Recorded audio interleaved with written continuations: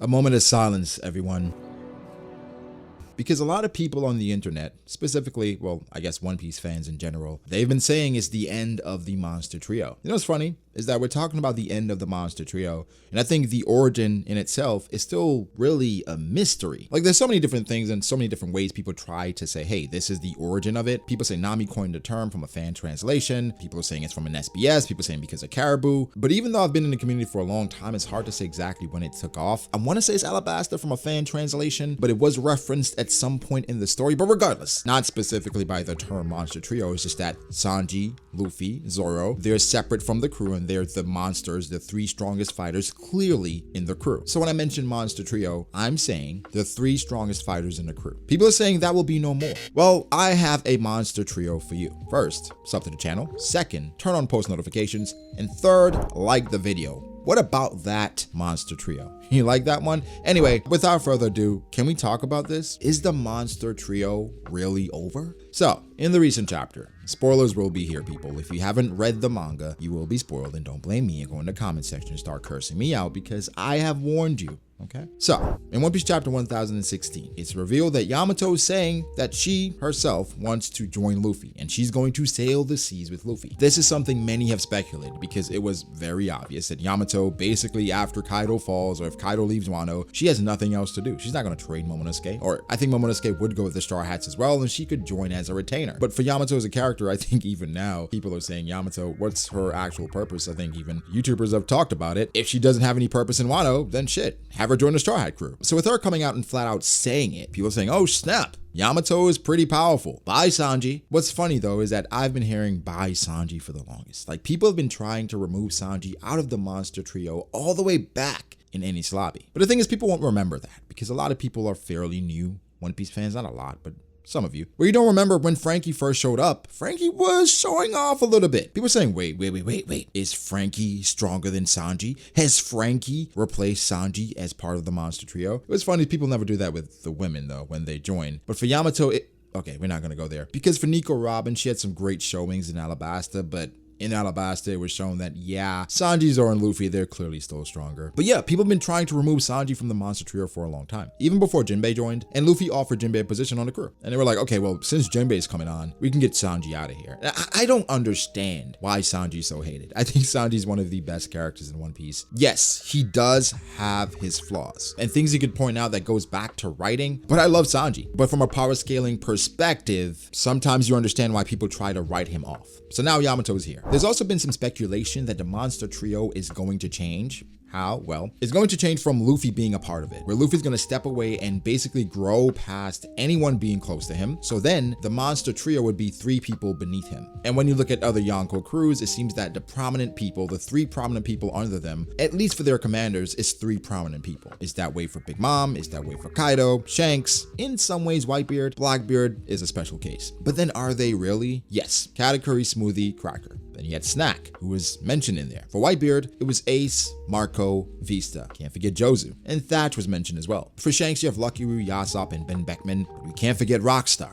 Okay, I'm joking on that one. But guys, this is something that I don't think is one-to-one. Like, we can't just say, oh, because this happened in this Yonko crew, it's going to happen in Luffy's crew. Because for Blackbeard, we have no idea who the three strongest under him are. Excluding Aokiji, who do you have? Shiryu, Burgess, Avalo Pizarro. I mean, you could throw Doc Q in there. What about Katarina Devon? You're not really sure with Blackbeard. So for Luffy's crew, I think it could be different. Yes, just going off of consensus, not saying these are my thoughts. Let's say Yamato joins the crew. Based on what I've seen from our reaction, because I did do a Yamato video ranking her among the Straw Hat crew, and people did kill me for it. Not a lot of people, but some people did. But just going through the comments and seeing how people felt, for the most part, people feel like it would be Zoro, Sanji, Jinbei, Yamato, which I understand, but let's argue some of it a bit, right? There's no question for me, Zoro. You can argue Zoro's on Luffy's level based on everything he showed in Wano. For Sanji, he's strong without the raid suit. Now adding the raid suit, we've seen just how much that amplifies the power of his brothers. So imagine once he starts using his actual techniques in that suit, he's going to be absolutely broken. For Jinbei and Yamato, I think it's close. And some people are saying that Jinbei, for the most part, he should be clear of Yamato because he's accomplished more than even Sanji and Zoro in some instances. Okay, I hear what you guys are saying, right? Because people reference him him knocking Big Mom off the ship. They reference him fighting a Kainu. They even reference him beating Ace. Okay, first, him knocking Big Mom off of the ship. This is not explicitly stated, right? And some people argue against it a lot, that Big Mom was not weaker in her slimmer state at Whole Cake Island. Even if it's not explicitly stated, say Big Mom is faster than she's ever been, so therefore what she lacks in actual girth and weight,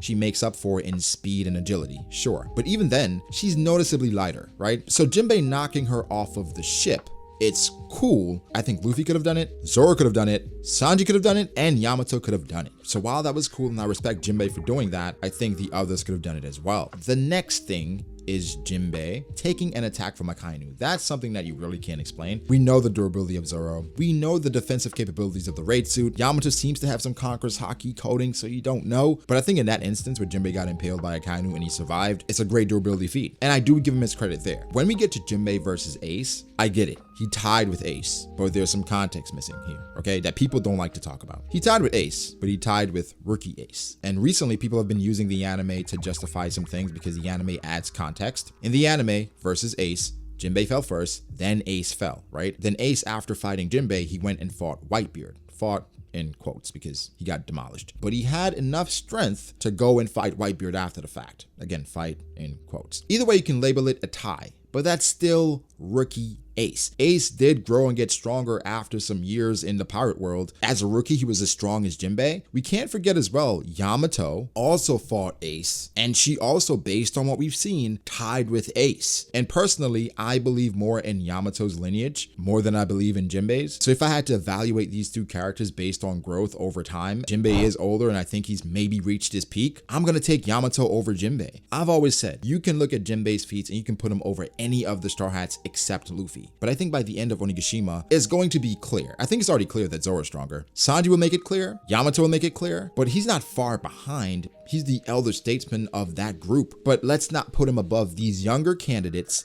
that have insane lineage, because we're gonna find out more about Zoro, I think, in Wano. And that's not a knock to Jinbei. It's just in comparison to these stronger people. Personally, I think outside of Zoro, it could go either way between Sanji, Jinbei, and Yamato right now, because not much has been shown. Once it's been shown, though, it's gonna be clear Zoro and Sanji over Jinbei. And I think Yamato's gonna show her stuff as well. So based on all of that, is the monster trio over? Technically, yes. If Yamato does join the crew, right, and Jinbei's already joined, I don't think it's gonna be a situation where Luffy, Zoro, and Sanji are gonna be ways away to the point that they're mentioned as monsters in comparison to the rest of the crew, because again, Yamato and Jinbei, you can argue that they're monsters as well. Yamato, we're not sure exactly what she is, and Jinbei is a walking fish. So it's things in there that makes me say, okay, yes, the monster trio is over, but you can say the monster trio has evolved. It is now the monster quartet, and Luffy is elevated to the point that he's a super monster, right? So he's above those guys, but then you have Zoro, Sanji, Yamato, and Jinbei in that second group as the monster quartet. And again, this is if Yamato joins. If Yamato doesn't join, the monster trio could then be Jinbei, Sanji, Zoro. But in general, the reason why people try to say the monster trio is different is essentially to push Sanji out, because they feel like either he's not deserving of it, or it's a way to oppose Zoro slander and that whole thing. It's silly. But even though I put Yamato over Sanji in my tier list, right, my current tier list, I fully expect Sanji to prove me wrong this arc. I know once we see the raid suit combined with his black leg techniques, come on guys, Queen is going to lose to Sanji. Anti-manner kick course. I've been saying it, that's how it ends. Sanji uses anti-manner kick course while being in his suit using Diablo Jambe is going to be spectacular. Oda even said in an SBS that Sanji is indeed stronger with his raid suit because, well, he's faster, much faster in his raid suit because of the boosters. So speed, weight, power, you know how that goes. It's going to be fantastic. But guys, give me your thoughts. What do you think about the monster trio now? Is it over? Has it evolved? How do you rate these characters right now, from Luffy to Yamato, if she joins the crew? Guys, give me your thoughts. Make sure to like the video if you did. Subscribe to the channel for more content like this. Follow me on Twitter at BragoDAce. Follow me on Instagram at BragoD.ace. Thank you to my patrons. I appreciate you guys so much. Guys, like and subscribe, and I'll catch you in the next one. Peace.